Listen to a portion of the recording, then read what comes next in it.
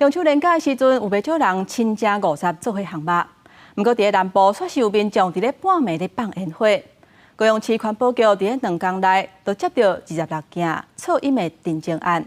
因那台南市环保局嘛加强处理，开出6张6000块的罚单，也有101张的劝导单，呼吁民众暗时10点了后，都唔通制造无必要的噪音，共同来维护环境。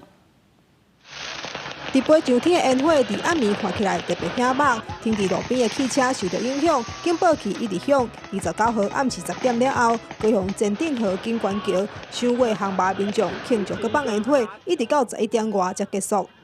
放炮其实是最容易引起火灾啦，而且妨碍安宁啦。3节或者晚上有活动的时候，最好巡这边有派出所嘛，附近派出所他找人多巡逻几次。 你是等于现场，搁一寡烟火本色留伫现场。某民众表示，这日庆祝难免，莫超过暗时10点会当接收。景观桥管理单位水利局是表示，无接到通报，会加强巡逻。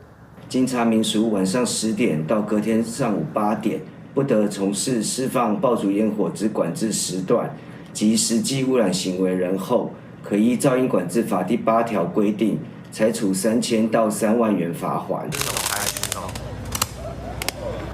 环保局人员到现场收证，民众也是搁咧放烟火，花光四射。中秋暝11点半，台南市环保局伫安平区管制平台查到民众违规放烟火，依法加重开出6000块的罚单。更离谱的是，竟然有民众采打带跑的方式，那随机释放烟火。那我们执勤同仁呢追赶民众，那警察也出来巡逻帮忙。